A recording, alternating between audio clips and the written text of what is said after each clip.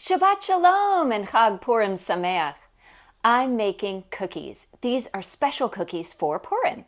They are called Hamentashen, which is Yiddish for Haman's pockets, although it supposedly refers to his three-cornered hat. In Hebrew, it's called Oznei Haman, which means Haman's ears.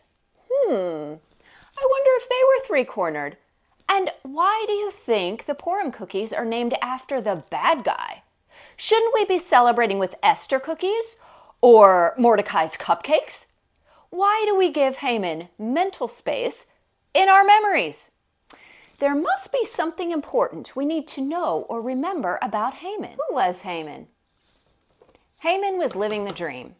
He had a good job, a wife, 10 sons. King Ahasuerus promoted him, setting his chair above all the officials who were with him. All the king's servants who were at the king's gate bowed down and paid honor to Haman, for the king had commanded it.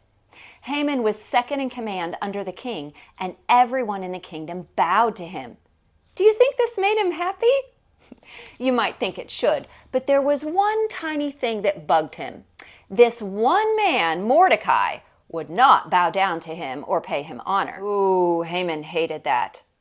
When he saw that Mordecai was not bowing down to him or paying him honor, Haman was filled with rage. Have you ever been angry because you didn't get what you wanted? Have you ever been dissatisfied because even though you had a lot, you still wanted more? When we read the story of Esther, Mordecai, and Haman, we like to picture ourselves in the place of the hero or heroine. I'd make a great Mordecai, or I'd make a wonderful Esther. But how many of us recognize the potential for the Haman within ourselves? Maybe it's not something we want to admit, but it's something we need to look at. Let's go all the way back to the beginning, back to the Garden of Eden. Who else had it all? Who else was living the dream? Who else had everything he could ever want except for one tiny thing? Adam in the Garden of Eden. He had everything he could want or ask for. He had all his needs met. He could eat from every tree in the garden except for one. God had provided for everything, and everything was good. God told Adam, from all the trees of the garden, you are most welcome to eat. But from the tree of the knowledge of good and evil, you must not eat, for when you eat of it, you most assuredly will die. Adam could eat from any tree except this one. Guess which one he wanted? Yeah, the one he couldn't have. This is human nature. Human nature is sinful and rebellious. Adam had it all, but wasn't satisfied. He wanted to eat from God's tree. Haman had it all, but wasn't satisfied. He wanted God's people to either bow to him or be destroyed. At the heart of it, neither wanted to be second in command to the Most High. Both wanted to be gods unto themselves. Jeremiah 17:9 says, the heart is deceitful above all things. It is desperately wicked. Who can know it? Haman's desire to kill God's people, the Jewish nation, is the battle cry of Satan himself. For the people of God are God's representatives on earth, a kingdom of priests and a holy nation.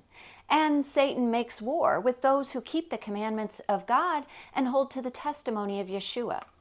So beware the Haman within. The spirit of Haman is alive and active in this world, and it enters the hearts of those who rebel against the Most High.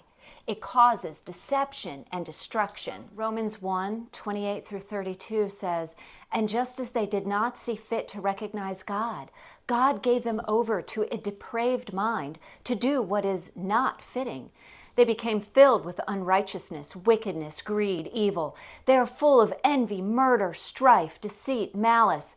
They are gossips, slanderers, God-haters, insolent, haughty, boastful, inventors of evil, disobedient to parents. They are foolish, faithless, heartless, ruthless.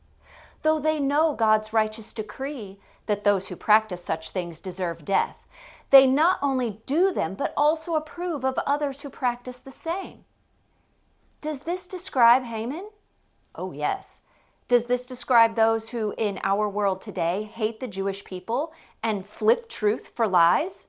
Oh, yes. And does this at times also describe our own thoughts, feelings, and actions? Unfortunately, yes.